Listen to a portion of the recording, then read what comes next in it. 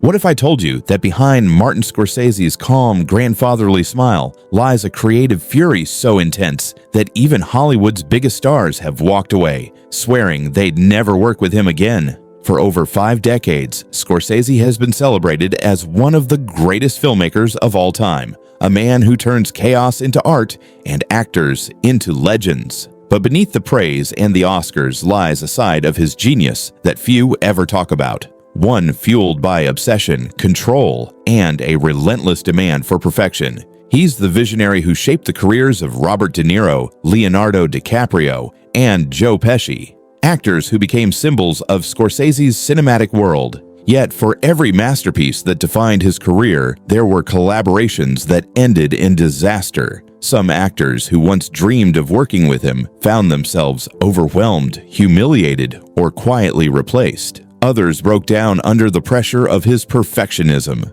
What makes Scorsese so fascinating isn't just his brilliance behind the camera. It's how that same brilliance sometimes turns destructive. His sets are battlegrounds where genius meets ego, where creativity and control collide. The result? Explosive moments that changed careers forever in stories so intense they were whispered about in Hollywood for years. Today, we're pulling back the curtain on the 6 actors who clashed with Martin Scorsese, the stars who challenged his authority, defied his vision, and discovered the hard way what it truly means to work with a perfectionist. Because in Scorsese's world, there are only 2 outcomes. You become part of cinematic history, or you never get a second chance. In the mid-1970s, 2 of Hollywood's most explosive talents nearly joined forces, and the fallout became one of the great what-ifs in film history. James Caan had just risen to stardom as Sonny Corleone in The Godfather, his raw aggression and magnetic presence capturing everything Scorsese loved about flawed, dangerous men. On paper, he seemed like the perfect fit for Scorsese's next New York-based passion project, Italian-American,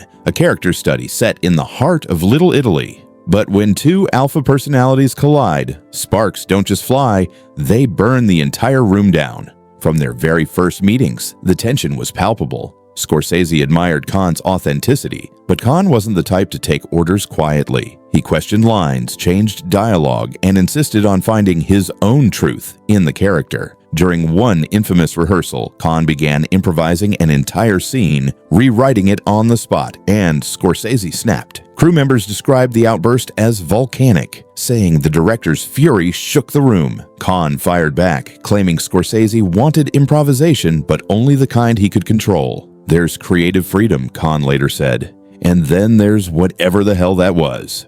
The project collapsed within weeks. Publicly, Scorsese called it creative differences. Privately, he told colleagues that Caan was impossible. The 2 men went on to remarkable careers, but they never worked together again. Their brief, creative collision marking one of the most fascinating near misses in cinema history. For Caan, it was a missed chance to step into Scorsese's gritty cinematic universe. For Scorsese, it was a reminder that not every great actor can survive the intensity of his process. And for Hollywood, it became a whispered legend, proof that sometimes when 2 storms meet, they destroy everything in between. Decades later, Scorsese's explosive creative energy found a new match, one wrapped in Boston grit and attitude. When Mark Wahlberg was cast in The Departed, it felt like destiny. He was the perfect embodiment of Sergeant Digname. Foul-mouthed, sharp-tongued, and unpredictable, Scorsese loved actors who could live inside chaos, but he also demanded precision, and that's where the friction began. From the start, their creative visions clashed. Wahlberg wanted Digname to be loud, raw, and untamed, the kind of energy that commands every frame. Scorsese, on the other hand, wanted restraint. He kept pushing for subtlety, asking Wahlberg to pull back, to show more through silence than shouting. But for an actor who built his career on intensity, that request felt impossible. Crew members recalled Scorsese cutting take after take, shaking his head and muttering that the performance was too much. Wahlberg reportedly fired back saying, "That's who this guy is. He doesn't do subtle."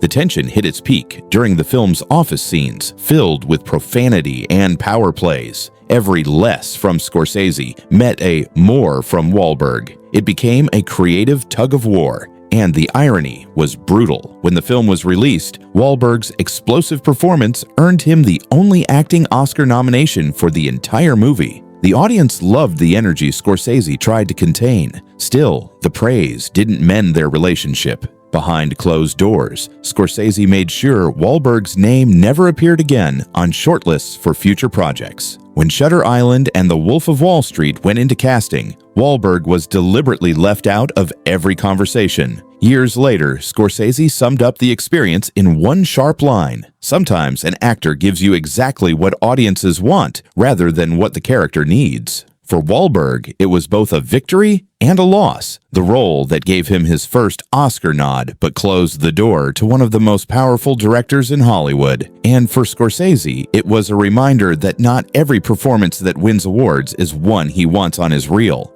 By the early 1990s, Julia Roberts was Hollywood royalty, the box office queen whose charm could light up any screen. So when rumors spread that Martin Scorsese wanted her for The Age of Innocence, it sounded like a dream pairing. America's most beloved actress meeting America's most respected director. But behind the scenes, that dream turned into a quiet clash of creative worlds, one that ended before a single frame was ever shot. Scorsese saw something in Roberts that intrigued him. He once said she had a luminous quality that could bring life to Countess Ellen Olenska, a woman torn between passion and social duty. But during early rehearsals and costume fittings, it became clear that Roberts wasn't interested in losing herself to Scorsese's obsessive realism. She questioned the discomfort of wearing a tight corset and his insistence that the physical pain would inform her performance. To her, acting was emotional truth. To him, it was physical transformation.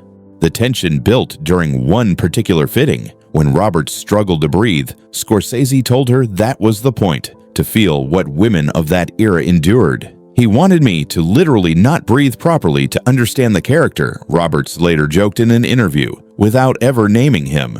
The laughter masked the truth. She found his process suffocating, both literally and creatively. Things only grew worse when they disagreed over how to portray the character's cultural roots. Roberts saw empathy and modernity. Scorsese saw history and constraint. Eventually, she withdrew from the project entirely. The role went to Michelle Pfeiffer, and Roberts' quiet exit became an unspoken story in Hollywood. Scorsese later admitted, "In period pieces, I need actors who can disappear into another time, not ones who make other times feel like our own." It was a subtle jab, but a telling one. Their collaboration never happened, and the two never crossed paths again professionally. In a world where most actors dreamed of being chosen by Scorsese, Julia Roberts did the unthinkable. She walked away. And in doing so, she proved that even a director of his caliber could meet his match in an actress who refused to lose herself for the sake of art. Before Robert De Niro became the face of Raging Bull, Martin Scorsese considered another leading man, one who seemed perfect on paper. Ryan O'Neal was at the height of his fame, coming off hits like Love Story, Paper Moon, and Barry Lyndon. He had the looks, the charm, and the star power. But what he didn't have was Scorsese's taste for ugliness, the raw, uncomfortable truth the director demanded from his characters. Their meeting would become one of the most uncomfortable auditions in film history. In 1978, O'Neal walked into Scorsese's New York office to read for the role of Jake LaMotta, the tortured boxer whose jealousy and rage would define Raging Bull. From the moment it began, something felt off. O'Neal flipped through the script like it was foreign territory. He suggested softening the violent domestic scenes, arguing that audiences needed a way to like the character. Scorsese's expression froze. Then, in a low voice, he delivered a line that would echo through Hollywood. "If you're worried about likability, you're in the wrong room."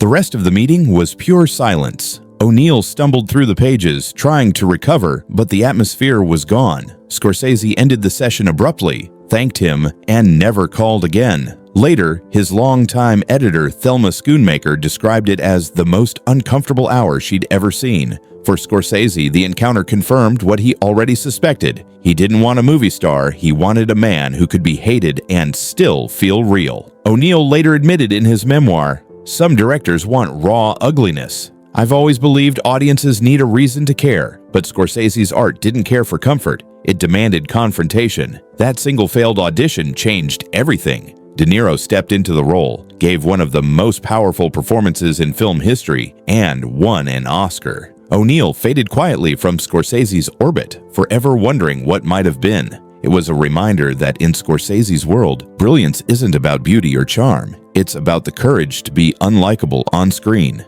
By the early 1990s, Winona Ryder was one of Hollywood's brightest young stars, intelligent, magnetic, and emotionally intuitive. When Scorsese cast her as Mae Welland in The Age of Innocence, it seemed like the perfect fit. The film's delicate themes of love, repression, and societal pressure aligned beautifully with Ryder's quiet sensitivity. But what began as a dream collaboration soon turned into one of the most emotionally draining experiences of her career. Ryder admired Scorsese deeply. She grew up watching his films and considered working with him a kind of creative baptism. But once production began, she quickly learned that his passion came with a price. Scorsese wasn't just meticulous, he was relentless. He would spend hours dissecting a single emotion, whispering to her between takes, pushing her to reach a place of internal calculation that even she struggled to understand. One crew member recalled, he'd whisper to her for half an hour. She'd go back to the camera with tears in her eyes, and he'd whisper again after the next take. The pressure became unbearable during the filming of the engagement party scene, a sequence where Ryder's character subtly manipulates emotions behind a mask of innocence. Scorsese demanded absolute precision. He wanted Mae's smile to carry quiet malice, her voice to reveal both purity and control. Ryder, however, wanted to play her softer, more empathetic. The clash became a war of nuance, one side fighting for humanity, the other for artifice. The shoot dragged on, and by the end, Ryder was emotionally exhausted. Her performance earned her an Oscar nomination, but she skipped many of the film's promotional events and commentary recordings. Scorsese later admitted that while her performance was brilliant, the process was too painful to repeat. He told close collaborators, "Sometimes the journey to a great performance is so difficult, you can't imagine doing it again, even if the result is perfect." In many ways, The Age of Innocence captured the paradox of Scorsese's directing style. He could extract greatness from his actors, but often by pushing them to the breaking point. Ryder emerged from the experience both proud and scarred. A better actress, perhaps, but one who learned that with Scorsese, perfection always comes at a cost.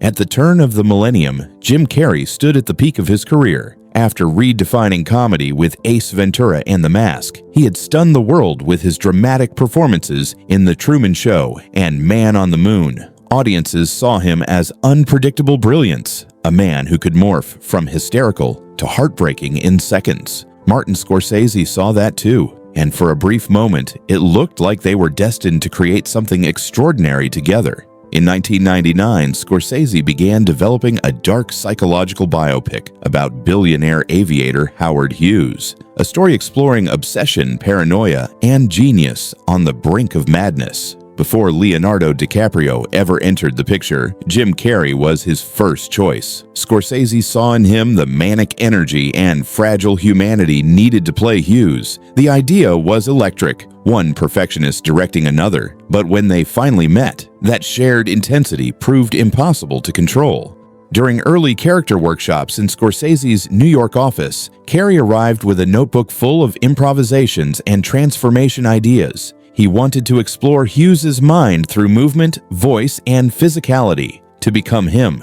Scorsese, however, wanted precision. Every word, every gesture, every glance was scripted to the frame. According to production designer Dante Ferretti, who was in the room, the more Jim improvised, the quieter Marty became. The temperature in the room just dropped. After hours of creative back and forth, the truth became clear. Carrey's free-flowing chaos clashed with Scorsese's obsessive structure. Scorsese later told his producing partner, "There are two kinds of brilliance in acting. Jim's is undeniable, but it doesn't fit inside my world." The project quietly dissolved, and Carrey moved on to Bruce Almighty, while Scorsese reimagined the film with DiCaprio, who would later win acclaim for The Aviator.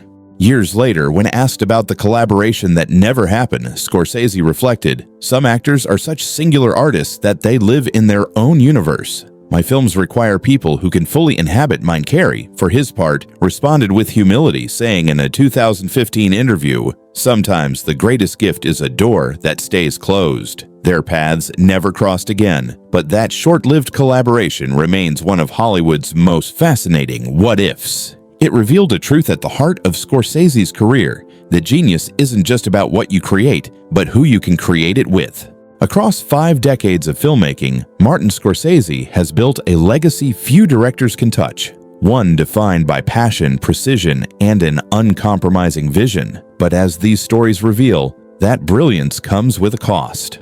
For every Oscar-winning performance, there are moments of creative warfare that never make it to the screen. Behind every masterpiece lies a battlefield of egos, emotions, and impossible expectations. The 6 actors who clashed with Scorsese, James Caan, Mark Wahlberg, Julia Roberts, Ryan O'Neal, Winona Ryder, and Jim Carrey, each walked away changed. Some grew stronger, others quietly disappeared from his orbit. But all of them shared one truth. Working with Martin Scorsese means surrendering to a world where perfection isn't requested. It's demanded. He doesn't just direct movies, he breaks them open, searching for something raw and unforgettable. And sometimes that search consumes everything in its path. In an industry obsessed with trends, algorithms, and fast fame, Scorsese remains a relic of a different era, one where art mattered more than comfort and truth mattered more than likability. He's proof that genius often walks a fine line between creation and destruction. To work with him is to risk everything, and for those who can survive the process, immortality awaits. If you enjoyed uncovering the untold stories behind Hollywood's most intense collaborations, make sure to subscribe and turn on notifications. There are countless more hidden battles, feuds, and forgotten partnerships that shape the movies we love. Because in the world of filmmaking, the real drama doesn't always happen on screen. Sometimes it unfolds behind the camera.